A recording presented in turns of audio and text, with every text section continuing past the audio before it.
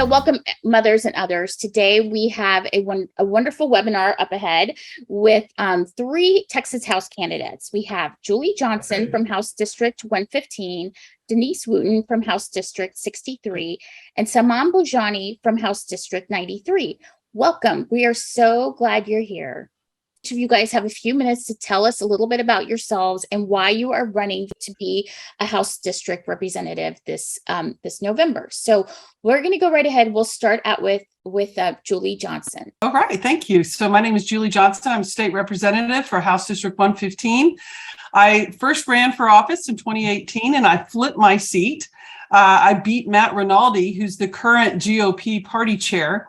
And as a result, I have an opponent who he's trying to fund, but we feel confident about our race. I represent Addison, Farmers Branch, Carrollton, Coppell, and Irving Valley Ranch. I'm running for my third term in the Texas House, and it's been a privilege to serve, and we have a lot of work to do. I'm a lawyer by trade. I've been a practicing attorney here in Dallas for 31 years. I own my own law firm, and I've been practicing for a long time. So I know what it means to run a business, have employees, having to manage all of the issues that are respect to that. My wife is a physician. She's a gastroenterologist, practices in Fort Worth. And I'm the mother of two boys, Nicholas and Benjamin. My oldest is 22. He recently graduated from college and just moved to Nashville. I'm a heartbroken mother. My boys get as far away, but he's flying his wings, and I'm very proud of him for that. And Benjamin, my youngest son, is a sophomore at Oklahoma State University studying political science, following in his mama's footsteps. And so I'm thrilled for him. Excited about this campaign season. You know, it's been an interesting run for my two terms in the House so far. Being as a Democrat, you know, we are in the minority party. So we find ourselves playing defense a lot more than we get to play offense. And that's just part of the game. And so, and the way it works, we were able to kill a lot of measures, 71 anti-LGBT bills, for example, this past legislative session. We were able to dramatically improve a terrible voter bill, but it could have been, we're able to get out a lot of key provisions, like, for example, would it have been a felony to drive more than 3 people to the polls? Our quorum break really gave us the leverage to negotiate some of the more egregious terms out of that bill. But, you know, some very unfortunate things happened on choice, on women's health opportunities, on guns, and a lot of those issues in the legislative session. I'm very fearful for what lies ahead if we don't rally our troops and get out to the polls and vote. So I'm really thrilled that you have created this platform, that you guys have found your voice. I think Mothers Against Greg Abbott is arguably the most influential new group that's popped up in this election cycle. Yep. And so it's a thrill to be here and be part of this webinar. And so thank you for having me. Thank you. Thank you for being here. I'm thrilled that you're here. And I feel like I need to ask you a few questions about what happened last session. But anyway, we'll get to that. Oh, well, we can get to that. Yeah, definitely. Okay, Denise Wooten, you're up next. Yes. My name's Denise Wooten. I'm running for HD63. Now, Julie's an incumbent. So when we get down there, she's going to teach us the ropes. Absolutely. Yes. And I didn't get super involved in politics until the Trump years, but I've been a lifelong Republican Republican, that's what they asked me. I've been a lifelong Democrat as soon as I could vote, because I firmly believe, I just think it's hard to be a psychologist like I am and not care about the needs of people and not care about how do we treat people in a way that's equitable. How do we look out for minorities? It's part of our ethical code to be non-discriminatory. And we could be brought up on ethical charges if we were discriminatory. So it's very much, I'm very surprised somebody wondered why I'm a Democrat instead of a Republican, but it's the values, it's the taking care of people. So for years I have observed, I've been a psychologist for over 30 years, and I've worked with children with autism and ADHD, and I've seen that human services are underfunded in Texas. And when I say human services, I'm talking about education, especially special education for my peeps that I work with. I'm talking about healthcare, and I mean affordable healthcare and mental health care. And I'm talking about welfare for those who are either disadvantaged or disabled. And then we have civic infrastructure, which is the first responders and those who help take care of communities. So according to the census data, Texas is 45th out of 50 states in how much we spend per person on human services, but we're second in GDP or our wealth. So guess who's getting the money? It's the rich folks. So that is why I initially started to run back in the fall. And then a ton of stuff happened this spring that I'm like, thank God I filed to run back in the fall, because we had an anti-transgender movement here in Denton County. My opponent was almost anti-trans because of his own son becoming a daughter and running his child through for political fodder. Can you believe that? How egregious is that? Thankfully, he didn't win, but who did win was the gun guy. So the guy who owns Evolve Weapon Systems is my opponent in this race, the Republican, and he actually won the primary runoff against the anti-trans guy on the day that the Uvalde shooting happened.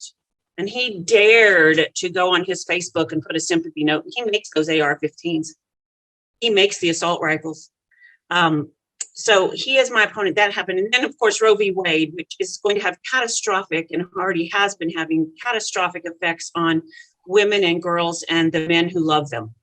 And so that simply, number one, we have to restore choice. It's a fundamental right that we are not second-class citizens as women, and we deserve the right to choose over our own bodies and our own reproductive rights. And number two, health is going to be terribly harmed. OB-GYNs are going to leave. There are so many ripple effects of this complete ban on abortion that I'm horrified.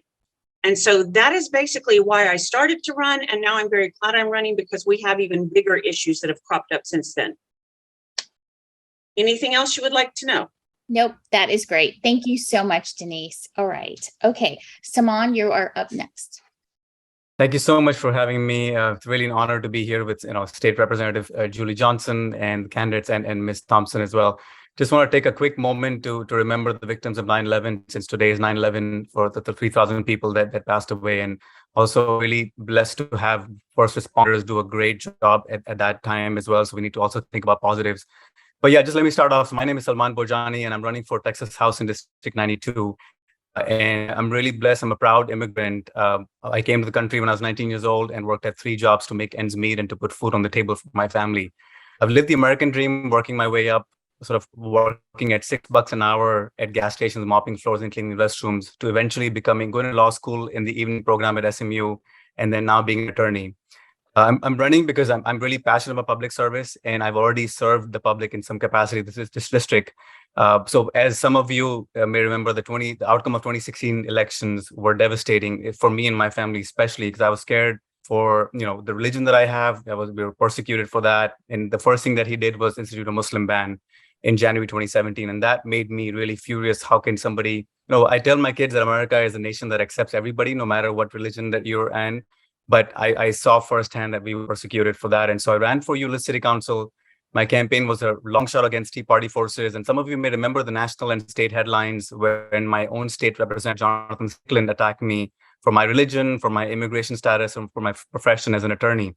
But we won because we had good ideas and practical solutions. And I was so blessed to make history by being the first minority ever elected in the Euless City Council in the history. So really blessed to have accomplished that.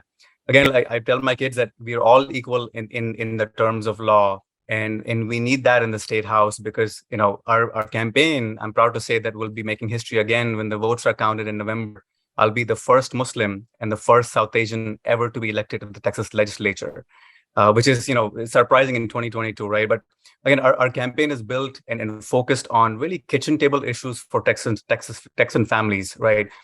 We need to give world-class education to people. We need access to healthcare in all different formats and have a good economy, paying good jobs.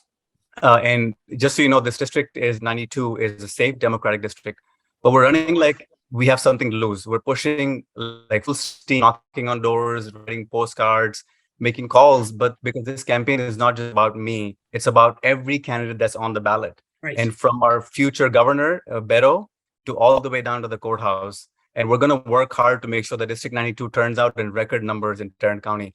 We also need to turn Tarrant County blue, obviously. But again, I'll leave everything, for question and answer. But my name is Salman Bhojani. I'm a Democrat nominee for Texas House District 92. You can check us out at bojanifortexas.com, BHOJANIFOR Texas.com. And our social media handle is the same thing, Bhojani for Texas. Thank you so much. Thank you. Thank you. I'm so glad that all three of you all are here. Let's go right ahead, and we're gonna give you guys a personal question each, and then we're gonna talk about some of the major topics that are happening right now in Texas. So, Julie, you are up next. You were elected to serve in the Texas House in 2018, the first Democrat to hold House District 115 in more than 4 decades. So tell us what have been some of the most impactful contributions that you have made during the time that you have held office, and then tell us, what have we not seen that has come across Dan Patrick's table that could help everyday Texans that we have not seen actually make it past the table onto the floor. Well, it's been a lot there. Yeah. I have really spent a lot of time prioritizing healthcare legislation in the Texas House. I sit on the Judiciary Committee, and in my first term, I also sat on insurance. This past term, I sit on appropriations and under Article 2, which is the healthcare subcommittee. So probably the thing I'm most proud of is our Medicaid expansion bill. Nathan Johnson and I are old friends. We've collaborated together on Live Well Texas. He filed it in the Senate. I filed it in the House. I worked very hard and got bipartisan support, had enough signatures on it to actually pass the House, and had 9 of my Republican colleagues sit down with me, let me explain to them the nuances of the bill and why it would benefit their district. And they agreed with me, and they were willing to sign on. And so that's how legislation is supposed to work, in a bipartisan fashion. And you have to be able to have relationships in order to make that happen. So I focus a lot on healthcare legislation, also on improved access with using the insurance products that you have, minimizing prior authorization times, and a lot of things that will improve the rendering of medical care for the citizens of Texas. But like I said in my earlier remarks, we play a lot of defense in the Texas House. I'm a vice chair of the Women's Health Caucus. I'm also the treasurer of the LGBT Caucus, really giving light to both of those issues and a voice in opposition to efforts that the legislature has attempted to restrict LGBT rights and equality in the legislature, as well as restricting of women's health. I gave a very impassioned speech when the abortion bills were passed, really bringing a voice to the opposition and the impact of what it was going to have on women and girls in the state. And so it's a balance of everything. We try to move things forward. We've passed things, and gotten some stuff done, but it's also defensive when you're in the minority party, and trying to really address that. This past session was more defensive. My first session was more offensive. Obviously, we passed a lot of pro-education bills. We increased funding for education by $11 billion, which was significant. Going into this upcoming legislative session, we have a record surplus. We have a $27 billion surplus in our state budget. And so we're going to be able to spend some resources. And so this upcoming session, the budget of an entity is really what you can look for. The moral compass of how we spend our resources really determines and dictates the priorities of the state. And so we're going to be doing a lot of advocacy out there for funding for different measures that will help and improve the quality of life of Texans in education and healthcare and many others. So I hope that answers your question. That I thought that was great. I have one little sidetrack just for people out there. So the tampon tax. I mean, recently Greg Abbott and they were all patting themselves on the back for, but we can have this tampon tax, but it doesn't make it SB 8 right. It doesn't fix a really deep wrong. So, and then they were trying to get credit for the tampon tax, which really actually wasn't even them to begin with. So it's still there. Donna Howard has filed that bill, I think 4 sessions in a row, has really led the charge. It's been an issue that she's really exercised a lot of leadership on. And then they know they're underwater with women, due in large part to organizations like yours highlighting the impact of women, but also just the results of the bills that they passed this time. And so their attempt to try to get on the right side of women is to steal a bill from a woman author that she has filed for 4 times and try to claim credit themselves. That is not how you make amends with women. They should have elevated Donna Howard and say, you know what, these issues have really highlighted the inequities of women, and we're going to stand behind Donna, a champion of these issues. But no. They're being typical men, and they want to try to take the credit, take the light, take it away from a woman who's duly earned it and worked hard on this issue, and try to claim it for themselves, which again does not in any way advance women. Yeah, absolutely. 110%. So thank you so much. All right. So let's go to Denise. Denise, you have been a psychologist in nonprofit and for-profit organizations, and you've also been a psychology professor. What have you seen in the mental health field, and how does, under Greg Abbott, how do we help out those people that are in critical need? I'm a Democrat because I care about people. So in terms of mental health services, yes, I've worked at a nonprofit. My first 8 years were at a Child Study Center in Fort Worth, where we saw people regardless of income. We saw all diversities in terms of socioeconomic level and ethnicity. And then I went to private practice. But I will tell you, my husband swore, he's a CPA. He's like, you run your practice like it's a nonprofit, because I would really slide the fees. I've kept my rates low. I firmly believe that every person, regardless of their income, deserves good health care, and they deserve good mental health care. And that's a problem, because the insurance companies don't take good care of providers. Unless you have a lot of sense of duty the way I have, you won't stay on insurance companies. And so one of the factors that's limiting mental health care right now is that the insurance companies will not let us do what we need to do to take care of people without jumping through a lot of hoops. I was excited to hear Julie say they've been bringing up this pre-authorization stuff.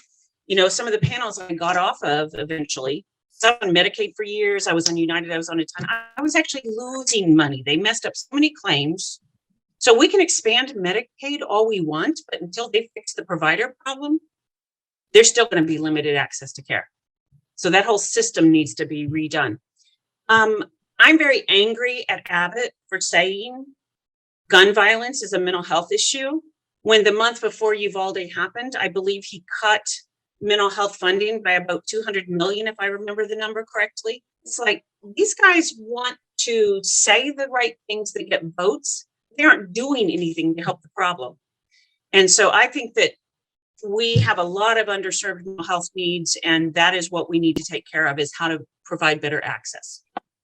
Great. Thank you. I think he cut it by like $211 million, but then he gave back 100 million. So I don't know. That's Republican math. Republican math just never ends. That's just what they do. I want to do a whole entire segment on Republican math and just have a little whiteboard and be like the Texas Katie Porter and be like, okay, this doesn't add up.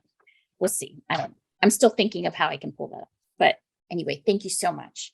Okay.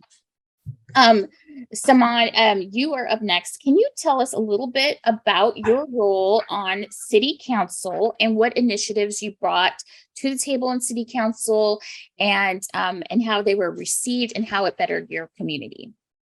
Sure. Thank you for that question. So I served 3 years on Euless City Council, and and as a campaign promise, I made 3 promises, basically, that I will make sure that the youth get connected to our city. And because when I served on the Euless Park Board for 3 years, I looked around me and it was a lot of white old folks, and so didn't get a lot of younger folks involved. And so second thing was small businesses. I'm a small business owner. I wanted to make sure that small business owners are the backbone of America, create so many jobs.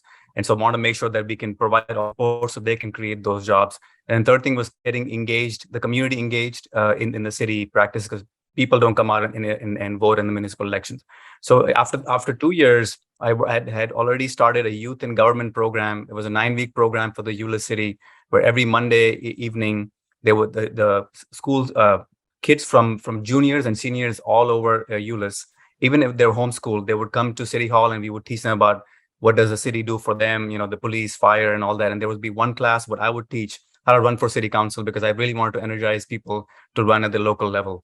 The second thing was so small businesses during the pandemic, we provided a lot of because small business owners naturally did not want to have this mask mandate, all that. But we took the blame for it, and we said, hey, we're gonna require you and we'll put a poster right in the front door saying that ULIS is requiring you to have masks there. So that way you have a scapegoat to tell your clients that, hey, ULIS is requiring it. I don't have any, but it still protects them and it protects the people around ULIS. So that was really good. Third thing is, so we had a lot of community meetings with city council members. ULIS is home to the second largest Tongan community outside Tonga, which is the Pacific Island. And so we engaged them by having quarterly meetings with their community. And so we had a diabetes walk with them. And so we really energized them. Same thing with the Nepali community and the Ismaili Muslim community. And so out of that, in 2020, I was so blessed. So ULIS has 7 city council members. I was the only minority and the only Democrat on there. 6 of my colleagues that were not in my party, nor looked like me, elected me as a mayor pro tem for the city of ULIS in 2020. And so I really felt and really honored that people across the aisle sort of thought that I did such a great job in 2 years that they elected me as a mayor pro tem. So really blessed to have that. But then I quickly realized that the issue is not in the city, issue of the state. What Greg Abbott is doing and what Republicans are doing in the state house is really having. And again, last session was just horrible with voting right violation, constitutional carry. The abortion, restriction, which now is just unfortunately illegal. But yeah, so that's what motivated me to run for State House. Thanks. Yes, thank you. Thank you so much. I have a side question for you. By any chance, because you are so involved and there's so many communities, minority communities in your area, have you guys been doing any of the work with the 2 Million Texans project at all?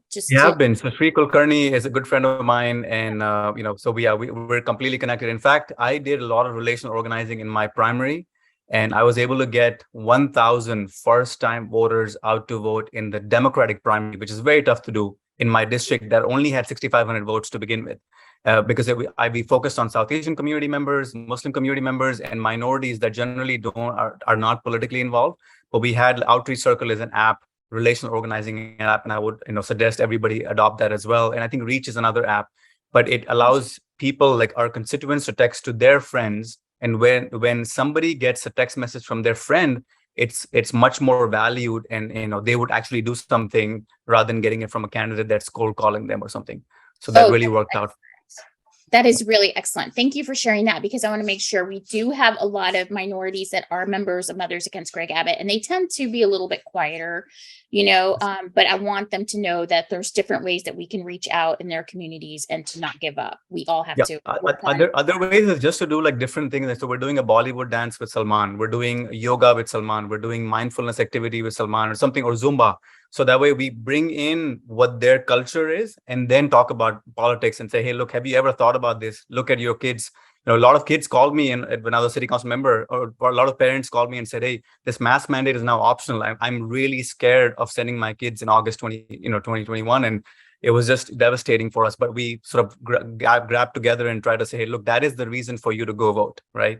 Yeah, absolutely. That's very impressive. Thank you so much for sharing. I'm very excited about I'm just excited about learning more about your community and just your out-of-box thinking, because we all need to be doing a little bit more of that just in general. So that's really great. Thank you so much. Now I'm going to ask you guys about some of the basic issues that all Texans are worried about right now.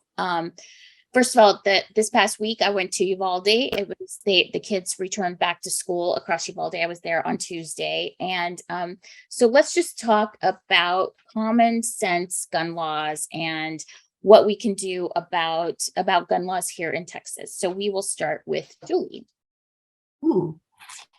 Well, there's a lot of things that we can do. Obviously, background checks, closing some loopholes, raising the age to buy an AR-15 to at least 21. It makes absolutely no sense to me that my 19-year-old son can't buy a pack of cigarettes, can't buy a Coors Light, but can go buy 500 rounds of ammo and an AR-15. If they're not mentally mature enough to buy a beer, how are they possibly mentally mature enough to own a weapon of mass killing? It makes no sense to me at all. But there's also a lot of other issues that need to be done, like protective orders. The protective order registry really needs to be improved. We need to have consistencies across our family court structure on what the wording of protective orders and how they get up. Most gun violence is domestic in the state. And so this protective order registry is very, very important. And that is easily something that we should be able to do. And when you go through divorce proceedings and stuff, you can lose the temporary right of possession of a firearm just because due to the volatile nature and the emotional nature of those kinds of cases. And judges have the opportunity to issue protective orders to protect people from domestic violence, but we don't have a systematic streaming of getting those up into the system of background checks and that sort of thing. So I think those are some issues that we can certainly focus on right away. Yes, those are excellent points. I always try to be aware of, like, I know it kind of sounds a little bit paranoid, but probably some families where my children are involved with at school that maybe have some turbulent divorces. Right. And I always I'm sort of like aware to keep a lookout for, the wife, or just kind of take a little bit of a temperature, because you never know. Because there are a lot of those domestic abuse cases that come up. So I'm always very respectful of that, and just trying to keep an eye out for some of those women. So thank you. I think it's really important to keep them in mind. All right. So Denise, you are up next. Well, certainly I agree with everything that Julie has said, but I also want to bring a larger perspective of gun violence. It isn't just domestic violence. It isn't just mass shootings. There are a lot of suicides that are completed with the lethality of a gun. There are murders, and there are accidental shootings that just break your heart. So I think the whole issue of how do we keep people more safe from guns is larger than just school violence. But that's the one that catches our eye and breaks our heart at first. And so I'm very glad to know what Julie was talking about with protective orders, and how can we get judges to use those more often in that volatile situation. And the other thing I would say is, not only do we need age restrict, if I had my way, we'd restrict age till 25, because that is what the scientific research says is when the prefrontal cortex finishes its development. And so to reduce impulsive acts of violence, it would be better if it were 25, but I'm also a realist. We're going to have to inch our way, is what I suspect here in Texas, to getting better gun laws. We're not going to be able to get everything we want right away. And so if it has to be 21 just so we get something done, cool. And then I also am a big believer in, let's train some mental health professionals. I used to do risk assessments for an alternative school where the question was, are they safe to go back to school? Or are they likely to hurt somebody else? Well, I don't know why we don't use the red flag laws to pick out those individuals who have certain risk factors. Then we have trained personnel, either mental health and or law enforcement, who conduct a more extensive background check to assess their risk. That's something that may not be very popular with people because it's very psychological, but we have good risk assessment instruments in my field. Why are we not using them? Thank you. Thank you so much. All right. Thank you. Salman, you are up next.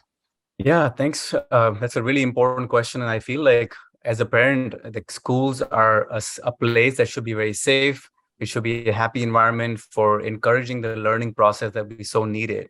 Especially after the COVID pandemic has come through. And so I've heard a lot of parents complaining, before about the mask mandate, and now about just school safety and how scared they are in dropping their kids. And even this year, I got so many calls, and I feel, devastated that, again, what are we doing to protect our kids, their most precious resource? And I think what Representative Johnson said is right. We need to implement these laws and having background checks and making sure, especially nowadays with the ghost guns, right? You can make them online. You can buy parts on Amazon and online and start making yourself, which does not have a serial number. There's no way to track that. So, it's people that are not mentally right to have guns that can easily have guns at the show or even anywhere. And so we definitely need automatic rifles, definitely to have an age restriction of more than what they are right now.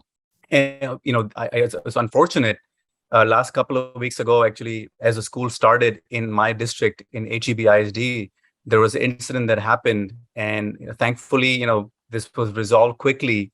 But parents were really concerned. Trinity High School had a threat there, and right across the street there was an elementary, and there was no police there. And so I got a call from a parent and saying that, hey, how come right across the school there's a elementary school and there's no police presence whatsoever? What if that person went over there? And so they're just really, really scared and paranoid right now. And I think that's not a good situation to be in. Why? Because we have a Second Amendment right to own guns. Well, yes, but we also have a right to vote, but that's restricted, right? And so we have to have reasonable measures and restrictions on that right that make sense for society. And I would say that, we definitely need to have background checks and, and age appropriate restrictions for that as well. Thank you. Thank you so much. Okay, so one of the other things that's really crazy, especially where you all live at, well, let's talk a little bit about the craziness in education in North Texas. It's kind of been a little nutty around there. Everything from critical race theory to not having enough teachers to the made up, controversies that they're making up with all the book bans. It's been really just a crazy time in education. So we have a lot of things going on there. I want to know what each of your all's positions are on public education, how to support it, especially going into the next legislative session where we will have a surplus. And what would you propose we spend our surplus on in education? So we'll start with Julie. Okay. Well, historically, one of the biggest problems that we have with our education funding is the state doesn't pay what it's supposed to pay. And so that has defaulted to local communities and property taxes. When we started the 2019 legislative session, my first session, the state was down to paying, I think, just under 40%. And it was almost like a 60-40 split. With the monies that we put into the 2019 at that time, I think we brought the state's percentage up, if I recall correctly, to about 45%. Still not near what it needs to be. So the state needs to be paying at least half, if not more than that. And what that'll do is it will equitize funding across every student in the state, regardless of their jurisdiction, which is very, very important. And then it'll minimize the tax burden on property owners and our residents for our local property taxes and buy down property taxes.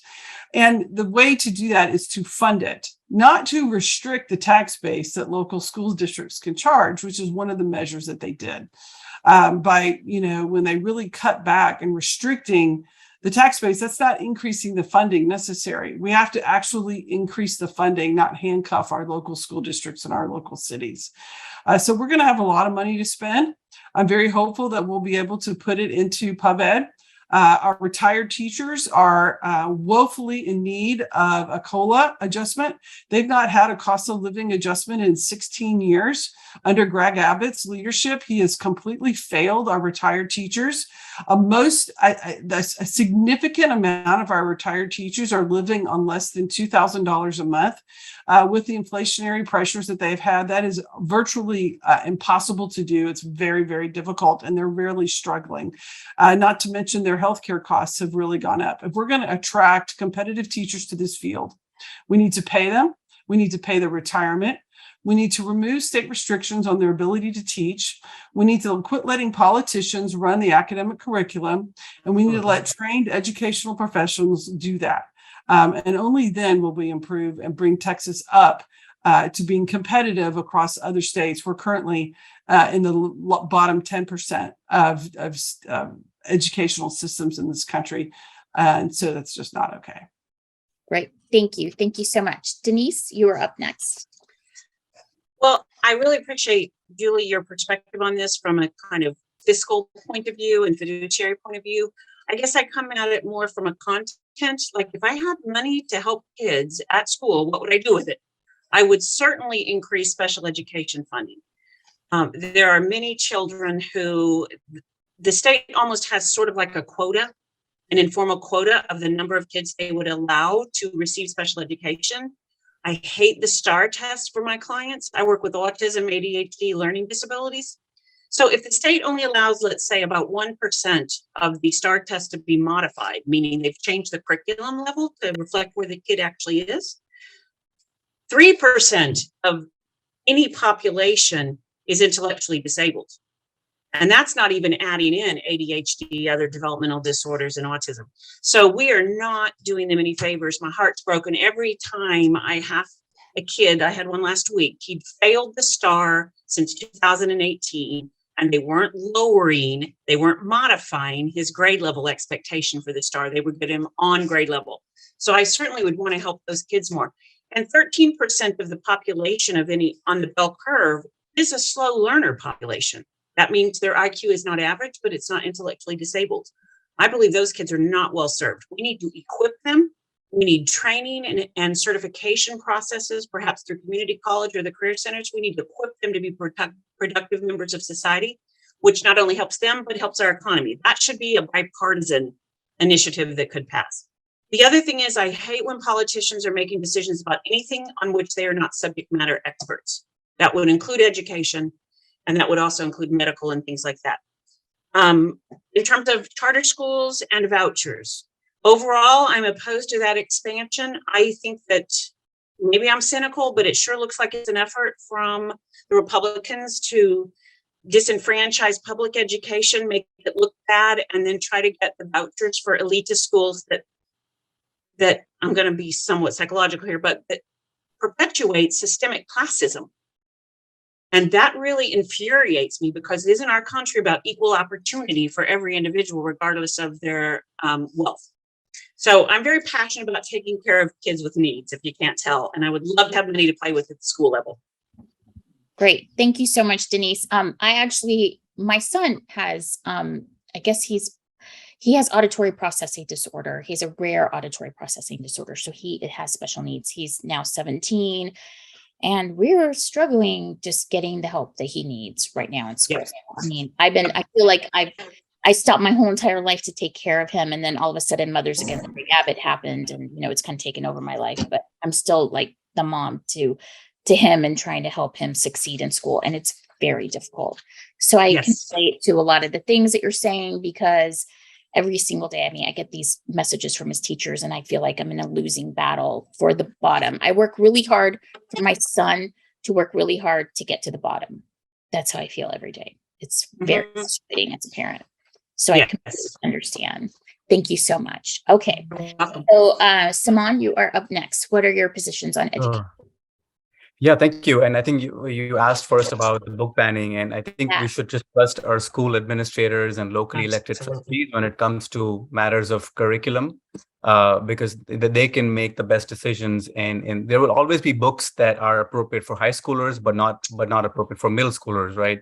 But we just need, if we trust our teachers, librarians, and experts to make that correct decisions as much as reasonable, that would be great.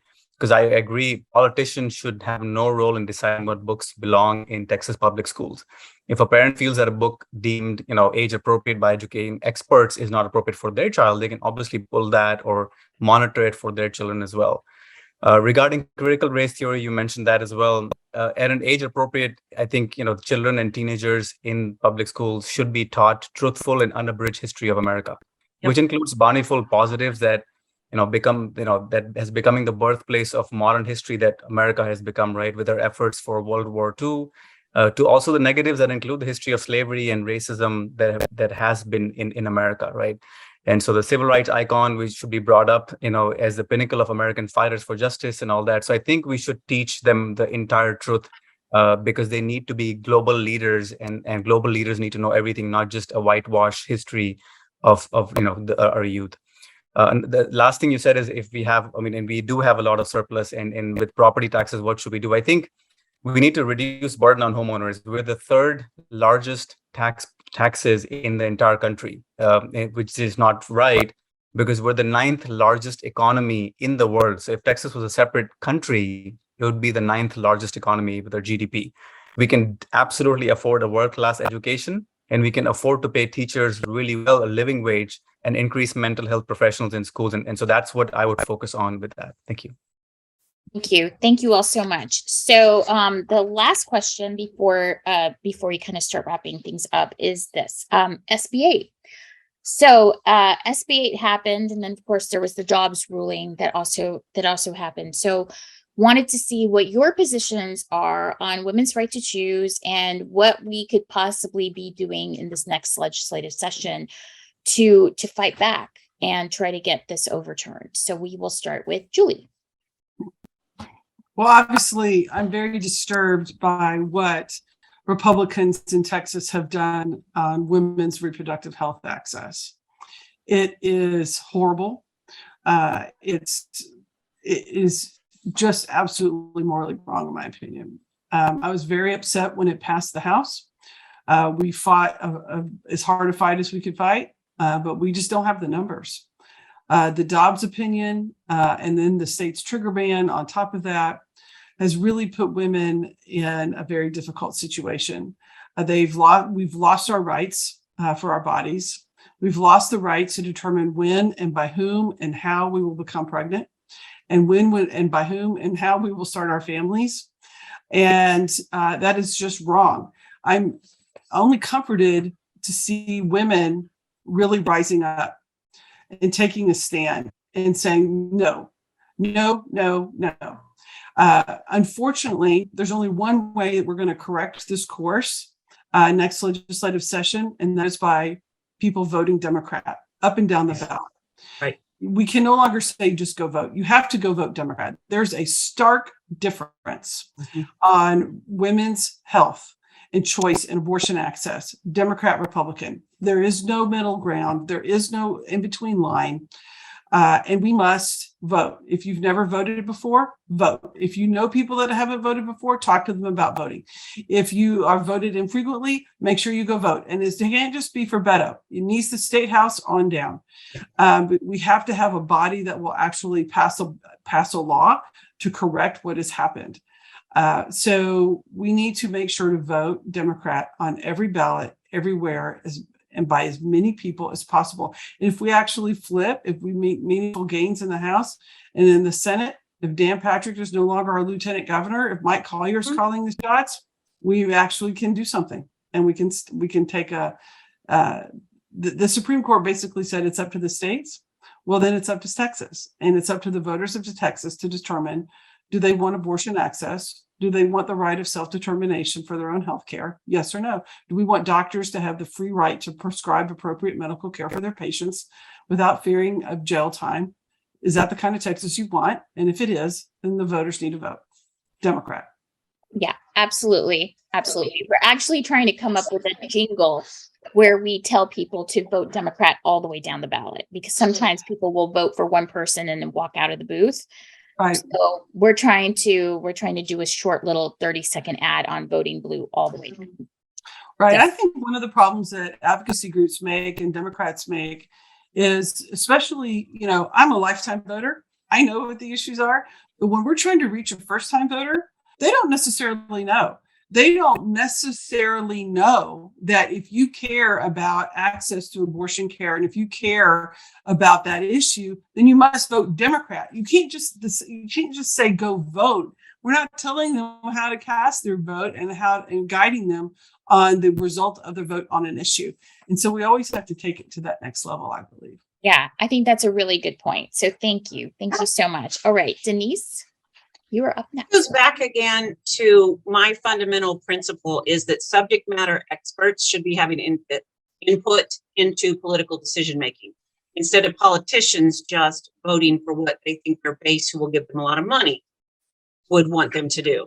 So I believe that reproductive rights, abortion rights, that is a personal choice. It is a healthcare choice. Should not be done by politicians. And that's a fundamental right that I think we're being treated like second-class citizens as women if we don't have the right over our own bodies. But even if we put that aside and we just looked at the harm this law is causing already and will continue to cause, rape and incest. Right now, there's no exceptions to that. Medical jeopardy to the mother or the fetus. Right now, there's very limited exceptions to that. The woman basically has to be just about septic and dying before the physician can get in there and do what they need to do for them. So I believe more women are going to die preventable deaths. I also think there will be some OB-GYNs that leave the state, retire, or will not choose OB-GYN as a specialty as a resident in Texas. So, okay, how does this make sense? Let's make more women have babies that need OB-GYN care, but we're going to have fewer of them. And a lot of times these women are going to come to the ER not having had any prenatal care, which basically affects the fetus, especially if they've used alcohol. And then we're going to have crises on our hands. But what happens to routine preventative care if we have fewer OB-GYNs and people can't get in to see them? How are we going to catch cervical cancer and ovarian cancer and breast cancer? I'm a breast cancer survivor. Mine was caught because I could have routine care from an OB-GYN on a regular basis. What if we have a shortage of these medical professionals? So I think that this is going to ripple out. The other problem I have with this strict abortion law is it's going to affect more racial ethnicities and more impoverished people who don't really have options. And if you can't tell, I'm all about everybody should have the same rights and opportunities in the United States. It's an ideal I have. So we're going to once again take vulnerable populations of poor individuals and ethnic minorities, which there is some socio-demographic overlap. We're going to unfairly treat them about this issue too. I mean, to me, it's unconscionable. And so I very much hope we could get some legislation through. And I would have to rely on Julie, to kind of guide me. And I'm not sure we can get everything we want again, right away. It depends on how much of the government we flip. Great. Thank you. Thank you so much. Okay, Salman, you're up next. Sure, thank you. Yeah, this is a really important issue as I knock on doors in our district. But if you just step back and look at it, there's data that says 60% of Texas voters believe that abortion should be available in all or most cases. So the majority is on our side. And the way I approach it when I knock on doors is that, hey, we don't have to agree, because I'm also knocking on like moderate Republicans and independents as well. And I just let them know that we don't have to agree of what a person should be doing, whether they should be having an abortion or not, right? That's a decision that should be, this is the most personal decision and a healthcare decision that a family should be making with their, family, as well as, their religious leader or their community. They can make that decision. But what right does the state have to interfere with a healthcare decision that is the most intimate decision that anybody will make in their entire lifetime? So in a decision to be a parent or not to be a parent is a very, very personal one. And that's why there's a more reason to say, let's keep the state off our backs, because when we allow Texans to make a decision for themselves in this healthcare, I think we make a better place for everybody, because it's such a controversial issue and it divides us. And so I'm trying to figure out how can you focus on the middle 60% that they're actually saying that it should be legal. So let's just get rid of this law altogether about abortion, whether the state should get involved or not. And that's how I appeal to it. And people understand that, yes, I mean, it is something that, because I mean, people tell me all the time, I'm a Catholic. I don't believe abortion should be legal. I was like, I agree. I mean, nobody's arguing against that. But are we trying to implement your religious belief into the state house? If that's the case, I'm a Muslim. Let me start talking about my values and my faith, and let's start bringing that into the state house, and nobody will like it. And because I'll be the first Muslim, I can say that in the state house and get away with it, right?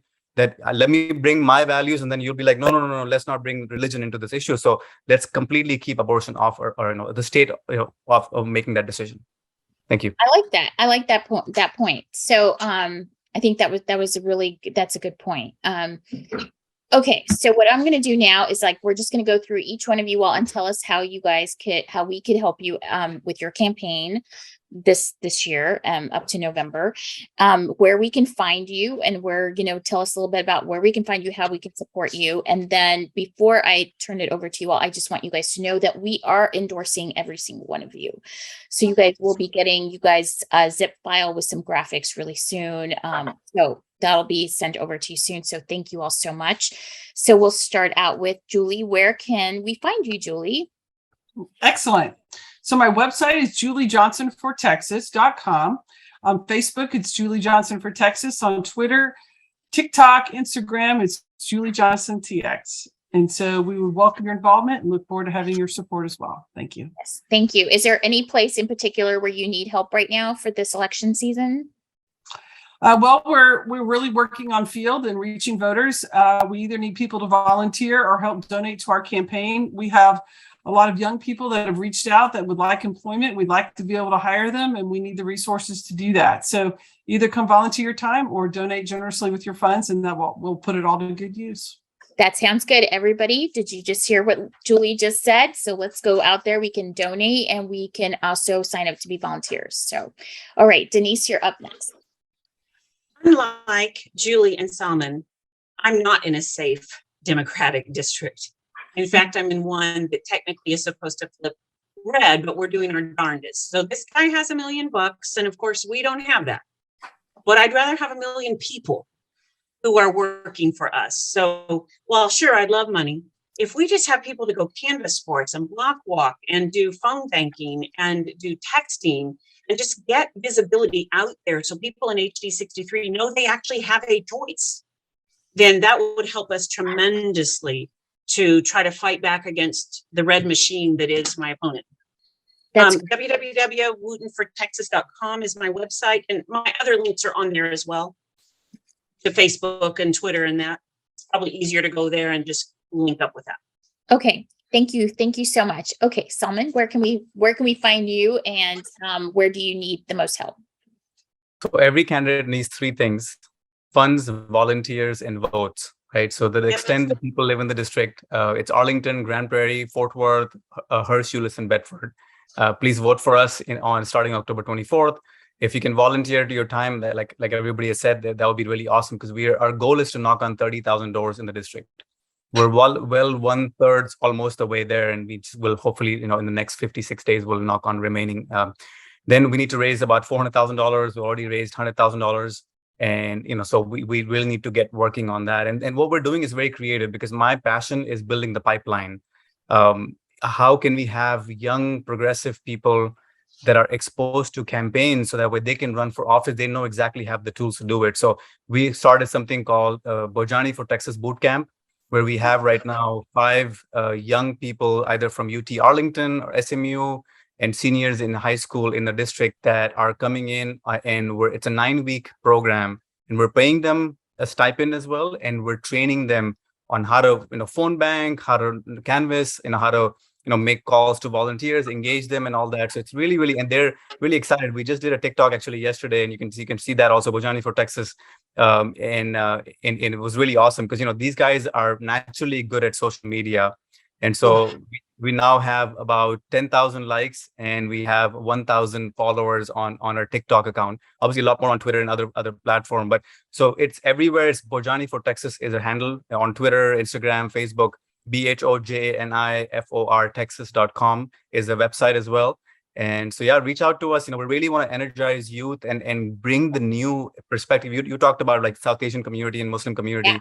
And so we're really engaging them. I've been to 10 mosques and spoken there on every Friday, and trying to see how we can really engage them, because generally when candidates run for office, they, again, you try to go to your lowest hanging fruit, right? And they're really hard to get.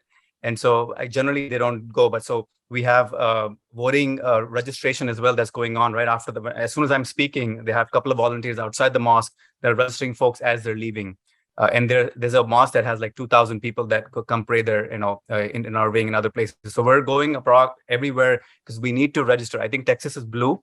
It's a non-voting and non-registering state. So hopefully, one day Representative Julie Johnson and I, and when Denise get elected, we can work on a way where you should automatically get registered to vote. As soon as you become a citizen, you should automatically get registered. As soon as you turn 18, you should automatically register. You actually have to fill out a form to unregister yourself, because I tell people there's no list of unregistered folks, so I can't knock on their door and say, hey, let's register you. There's a list of registered folks. So if you don't come out and vote, I will make sure to knock on your door and bring you out. Thank you.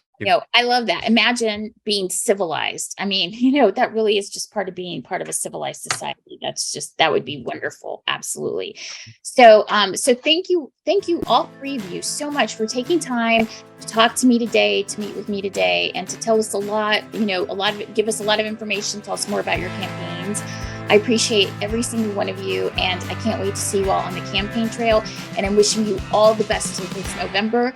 And me, along with everyone at Mothers Against Greg Abbott, we're going to try to do our best to do our best by you to make sure that we elect Democrats all the way down the ballot. So thank you all so much.